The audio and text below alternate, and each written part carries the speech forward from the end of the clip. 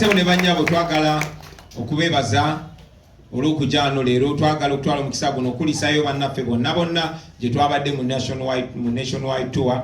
Tuli basanyufu nnyo era tusanyukira twebaza yonna Abannayuganda batwaniriza n'essanyu. Twebaza abantu b'Omwankole gye twali Embarara, twebaza abantu b'e Fort Portal mu Tooro, twebaza abantu b'e Kasese mu Lwenzoli, twagala okwebaza abantu b'e Mayuge mu Busoga, abantu b'e Busiya mu Bukedi, twebaza abantu b'e Mbale mu Bugisu n'abantu b'e Lira mu Lango.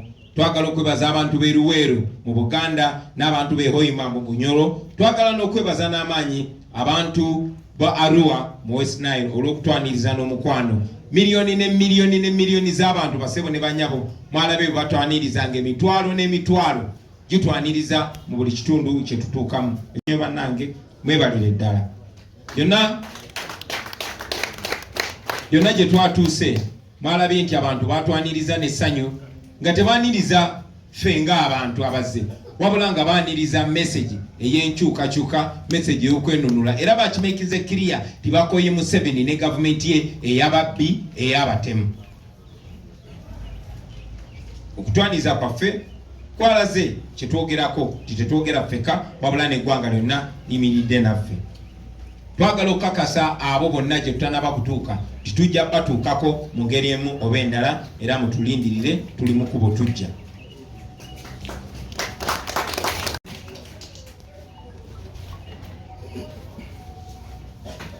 Ekyokubiri, abantu b'e Kabale mbeebaziza, Saasi Mavini abantu b'ewamwe mbeebaziza. Nsaba ssebo okutuma okutwebaliza abantu b'e Kabale mu Kigezi olw'okutwaniriza n'omukwano. Beebale munonga abantu ba Kabale, abantu ba Kigezi. Njagala nnyo okwanukula ebbaluwa ebbiri ze twafunye okuva mu poliisi, ng'ebbiri zaatusindikiriddwa mwami Nuwagira John, n'okwanukula ekiwandiiko kya poliisi ekyasayiningidwa mwami Tumusiime Kasigazi nga eno yamyuka yamyuka omuduumizi wa poliisi, naye mwenna mumanyi ani adumira poliisi. Mu baluwa eyasooka gye twafunanga mu 7 September baali bagezaako okuteekawo emboozi nti abatujju baagala kutemula nze, n'olw'ensonga eyo tuyimirize enkungana zaffe kubanga bafunye obubaka nti abatemu baagala kuntemula. Baganda bange mwenna muzze mulaba abantu abagezaako okuntemula nga batandikira ddala emyaka 5 n'omwezi gumu n'olunaku lumu nga 13 omwezi gw'omunaana mu Arua bwe bagezaako okuntemula, esasi ne likwata driver wange Yasini Kawuma. Bagezaako okuntemula nga tuli mu campaign, esasi lyayita wakati wange ne Honorable Zake, era bazze bagezaako okusala entoto ez'okulaba nga batujjawo. Twafuna information okuva mu bifo ebyesigika nti baali bagezaako tutemulira Kabale, era information eyo tuze tugifuna, era nammwe mwalaba abasajja abatali mu uniform ya police oba y'amagye nga bambalidde emigemera wala nga batambulira kumpi. Mwalaba n'omusajja kamera gwe zakwatanga agezaako kugyawo episto n'amala n'agizaayo. So tumanyi nti mmwe abasajja ba Museveni mmwe mugezaako okuntemula, tewali muntu mulala yenna, naye mumanyi ekiyinza okuddako. Bagamba nti baali bafunye intelligence nti waliwo abaali baagala otutemula. Of course tekyewunyisa kubanga yenkola yaabwe abo abasajja. Okuva lwe twalangirira nti tugenda kutandika okutalaga eggwanga, batandikirawo okwefulukuta okusala amagezi nga bagezaako okulaba engeri gye basobola okutulemesa. Awo we baayiyiza ekiboozi ekya terrorism, naye nga buli omu ku mmwe amanyi ekigendererwa kyabwe. Ekigendererwa kyabwe kwe kuteekawo okutya mu Bannayuganda basobole okufuna ensonga yonna etulemesa okugenda maaso n'enteekateeka zaffe. Naye era tekyewunyisa kino baakitandikira ddala kuva dda. Bw'oba osomye ebitabo byabwe nga mwe muli n'ekyakazoola ojja kulaba nti fear ne terrorism mwami Museveni ne bayeekera banne kye baakozesanga okuteeka okutya mu mitima gy'Abannayuganda.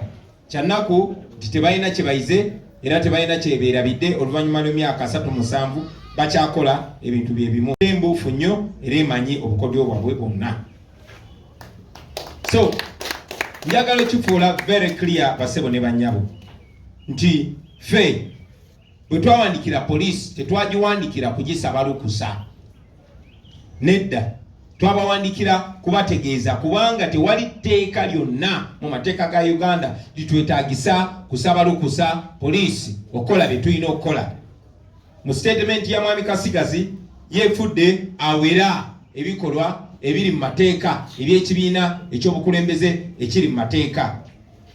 Njagala okukakasa Mwami Kasigazi n'abo bonna abakozesa okutemula abantu nti tetugenda kugondera biragiro byonna bya bumenyi bw'amateeka.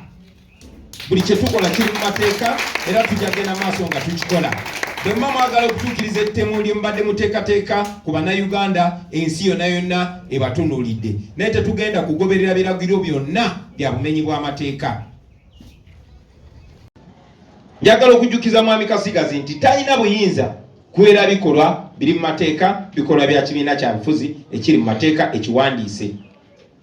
Mwenna mulabye nti abantu baffe babadde baddembe yonna gye tubadde, era kyongedde okukakasa eggwanga nti buli owabeerawo akavuyo poliisi yebeera ekaleese. Poliisi bwe batekoze kavuyo tewabeera kavuyo, amagye bwe bagaba tegakoze kavuyo tewabeera kavuyo. Tewali kizibu kyonna kyabaddewo mu nkungana zonna zetukubye okumala kumpi wiiki 3, tewali kavuyo konna kabaddewo.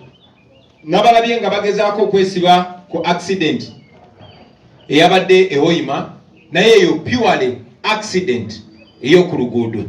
Era twagala okubagiza family ya muganda waffe oyo eyagendeddemu eyo accident.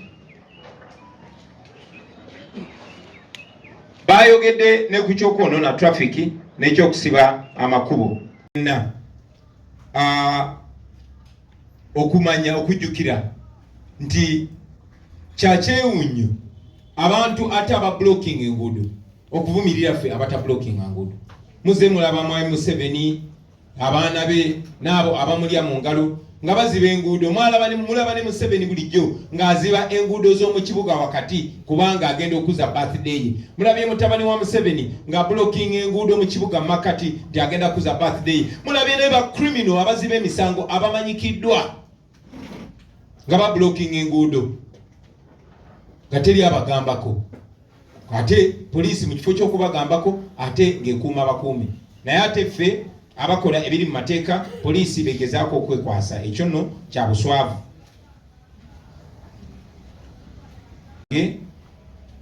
Era okubategeeza nti mu eyo statement ya Mwami Kasigazi bw'oba ogisomye tesoundinga nga ya poliisi, wabula esoundinga ng'evudde ku kitebe kya NRM. Njagala okuwa Mwami Kasigazi amagezi nti kyandibadde kirungi n'ajjamu uniform ya poliisi n'agenda ne bamudeployinga ku kitebe kya NRM n'aboogerera, kubanga enkozesa y'ebigambo nga mob mentality oba abayaaye nga bullying n'atudescribinga n'atunyonyola nga ba radicals n'ebirala ebifaanana bwe bityo ali mu kuzanya byabufuzi bya NRM, so si kwatisa amateeka. Mwami Kasigazi jjamu uniform yaffe ogende bakuwa omulimu ku NRM. Of course sobola kwerabira kwebaza abakulembeze n'abasirikale n'abapoliisi abakuumye eddembe wiiki 3 eziyise. Kati nno tubasaba muleme kukozesebwa ate kwonoona linnya limbadde mwekoledde. Let me say that again in English. I want to salute the police officers and the UPDF officers that have been law abiding. They've respected the law, they've not violated any human rights, they've not created any chaos. And I beseech you not to be used by these criminals that are clearly on their way out. Gwe wenna nga wandyetaaze okwata omukolo gwo nga okwanjula embaga amazaalibwa baby shower kuhinjira n'ebirala bingi, nkwanjulira Glosh TV bakafulu b'okuba ebifaananyi n'okwata video, era nga wandyetaaze okulanga wamu ne Glosh TV kuba ku namba y'essimu eno noti 75 noti 31 283. Tweyunire oleme kwejjusa.